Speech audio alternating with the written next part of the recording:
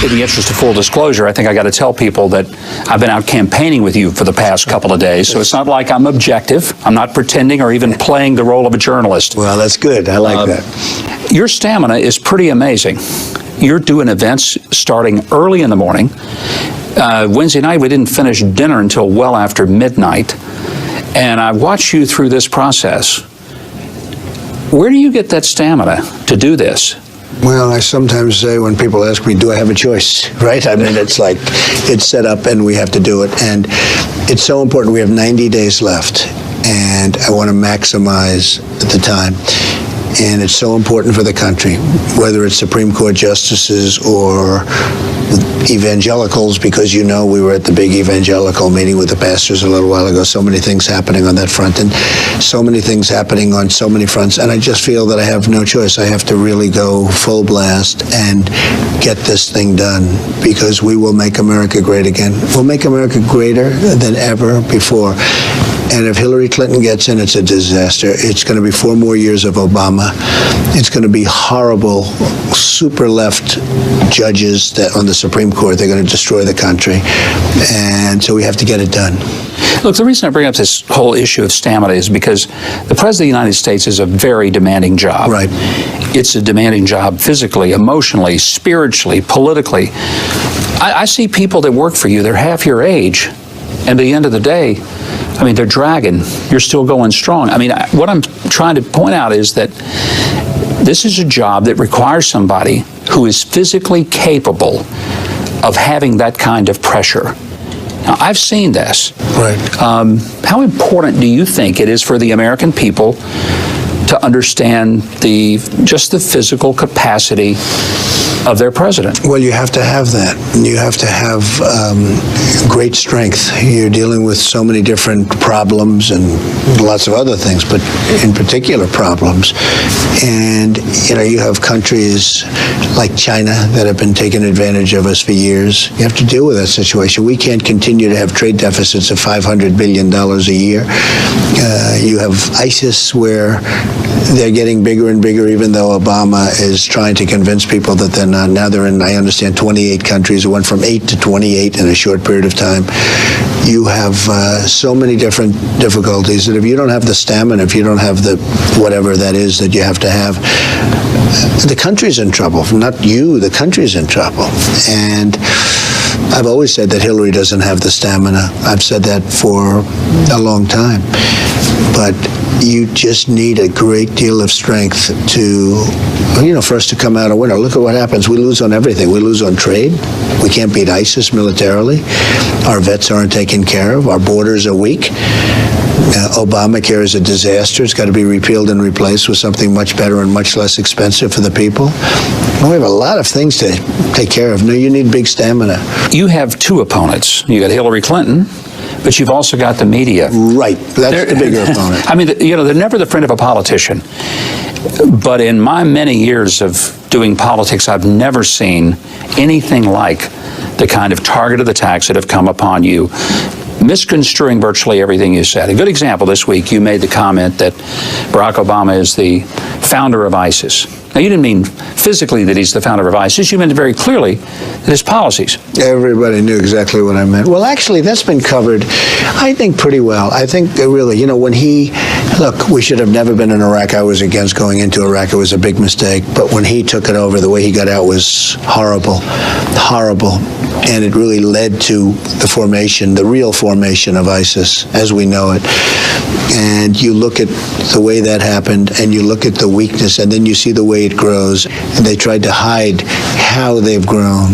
And it's weakness. It's just weakness. We have to knock them out. We have no choice. We have to knock them out. We have to knock them out strongly. But we have a depleted military. He's allowed our military to become totally depleted. I think he's just been a terrible president. He's made so many mistakes, and she'll be worse than him. She will be worse than Barack Obama. Earlier in the week in Detroit at the Economic Club, you presented an economic plan that included significant tax cuts for everybody, but especially for businesses, right. Small businesses, down to 15%. Right, and middle-income people, especially for them too. But you're right, for businesses, absolutely. Why is that important? Because they're going to spur jobs like you haven't seen. We have no growth. Our country right now, Mike, and you and I were discussing the numbers before, 1.2%. That's basically no growth. If China ever had 1.2%, there'd be a revolution. They get down to 7 or 8% growth, and it's like a big deal. They start devaluing and do all sorts of things to take more jobs out of the United States so that they can go longer. No, we have 1.2% growth. Essentially, that's no growth. We could be heading even lower than that. That means we're a stagnant country. We have millions and millions of people out of the workforce. They can't get jobs. And yet statistically it looks like 5%, but it's not 5%. It's probably 21%. It's a massive number. People give up looking for jobs. And the jobs that they have are bad jobs. And everybody admits that. Even the other side admits that. They're bad jobs. They're not good jobs. The good jobs have left to a large extent. So we have a lot of things to do, and we're going to do them, and we're going to straighten things out. But we have to get a whole different mindset. And Hillary Clinton literally will be 4 more years of Obama. That means high taxes. She wants to, did you see yesterday where she wants to double up taxes? She's gonna, and double taxes won't take care of what she's doing. I mean, people's taxes are going to be doubled, if not more than that. So we have to win this election. We have to put the right judges on the Supreme Court, et cetera, et cetera. There's so many things to do. When you spoke of that in Detroit and talked about the economic plans, I mean, you were doing that in a city that once was the world's center of manufacturing, called the arsenal of democracy. I mean, Michigan basically saved America by being able to build our armaments during World War II. Right. How do we get manufacturing back to a level where we're making things in America like Michigan once did? Well, it was a great place, Detroit, many years ago, and now our great car companies are building cars in Germany and other places. And you look at even the unions, the number of people that they have today compared to 10 years ago and 20 years ago. You take a look, hundreds of thousands of people less.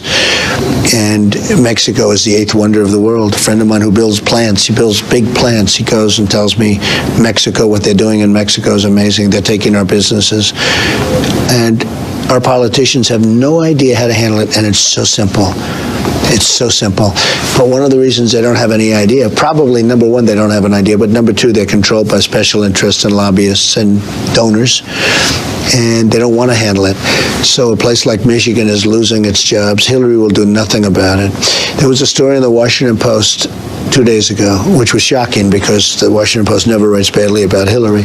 But there was a story in the Washington Post which tells you how badly she did as a senator from New York, that she promised upstate New York that she would bring jobs back and she would do all sorts of things.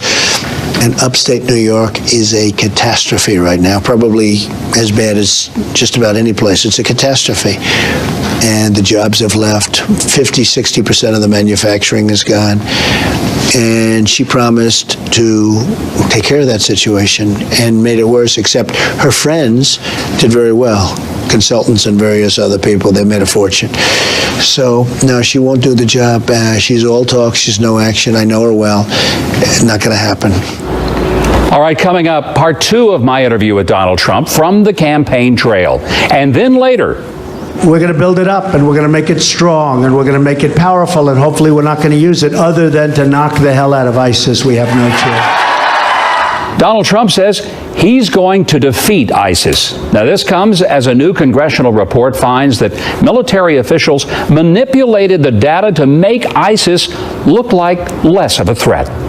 Dr. Sebastian Gorka and General Tony Tato will be with us with their reaction. That and much more as this special edition of Hannity continues. And welcome back to this special edition of Hannity Road to the White House. Now, here's part 2 of my interview from the campaign trail with Republican nominee Donald Trump. Take a look. One of the things that has been amazing being on the trail with you is watching the rallies. A lot of people see them on TV, so they see the podium. But the cameras never pull back and let people see what 20,000 people screaming are like in a political rally. And I'm curious, what's your What's your understanding? What is it that Americans are saying when they come and they're acting like, almost like groupies at a Rolling Stones concert? I mean, I have nothing to compare this to. I've been in a lot of political events. Nothing is going on that I've ever seen quite like at one of those rallies. What is that about?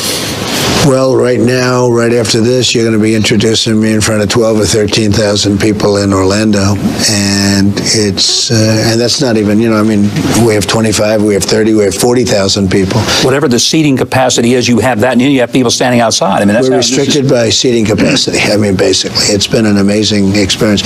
You mentioned one thing, though. It's very funny because if I had a network, I'd want to show all the crowds because it's going to be better television. They never pull it away from my face. They have it on my face. And I'll go home and I'll say to my wife, did you see what I did? She said, yes, how big is the crowd? And they never show, unless there's a protester. They show the protester because that's a bad thing. In other words, if you have a protester, they consider it a bad thing. So if there's a protester, we don't have too many protesters. You notice we haven't, we had a little surge, but the Hillary people don't have the same passion as the Bernie people. Well, the reason I don't have any protesters, they don't have that many people. They really don't. 100 people show up. Yeah, it's amazing. She doesn't have big crowds. The whole thing is strange to me because she doesn't have big crowds. But they never show the size of the crowd. And you would think that they'd want to because it's better television. It's good for ratings, et cetera, but they never want to, they never pull that camera back unless it's a protester. But we've had tremendous, I'll tell you what, the level of spirit for our country, the level of love for our country. You see the people, they're in love with this whole, I'm a messenger. I'm merely a messenger. I'm a messenger of ideas that they've wanted for years. Many of these people haven't had a pay increase, and they're making less money now than they made 18 years ago in real wages, and they're working much harder, and they have 2 jobs. Obamacare has taken care of that, but they have literally 2 jobs. So they're getting older, they're working harder, and they're making less money. And it's very, very sad. And we have all people, we have everybody. They like to say that we have people, this and that. They like to define, we have everybody. But so many people today are working harder than they did 18 years ago, and they're making less money. And it's not supposed to be that way.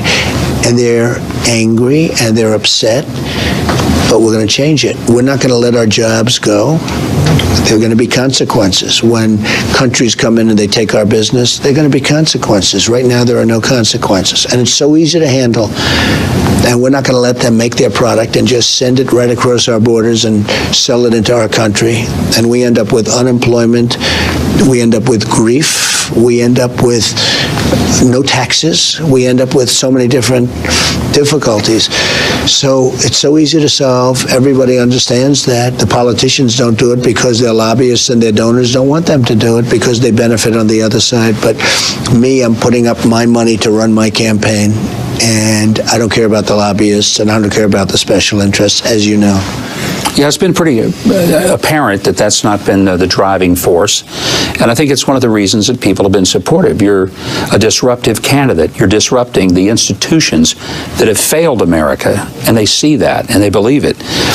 On a personal level, at the end of the day, when you're absolutely given a 20-hour day, which I've seen you now do, right?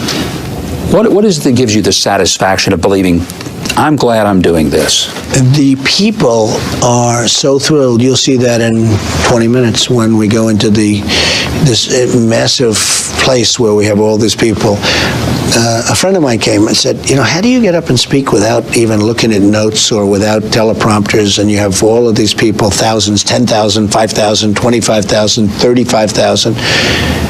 And he's a very successful person. And he came to one of the rallies about 2 months ago, and he saw these thousands of people. And I said, it's easy because there's so much love in the room. And you understand that. You've seen it. There's so much love in the room. They want to see America be great again. My whole theme is make America great again. Mm-hmm. And I've added to it, America first. We make deals where we're making deals. It's almost like we're making them for other countries. We have trade deficits that are massive with Mexico and with Japan and with China, with Vietnam, with everybody. And it's almost like, are they doing this on purpose? How can anybody be so foolish or so stupid And we're going to change it around. But we have Make America Great Again, Make America Safe Again, America First. We have to say safe again, too. When you see what Hillary Clinton wants to have come into the country, she wants people to come in from the migration. We have no idea who these people are. They have no paperwork. There's no way of vetting them. You know, you've spoken to the same top law enforcement officials as I have. And she wants to increase what Obama is letting in, which is thousands. He wants to increase it by 550%. It's not going to happen. Thank you very much. Great to visit with you. Thank you very much, Mike. Good to see you.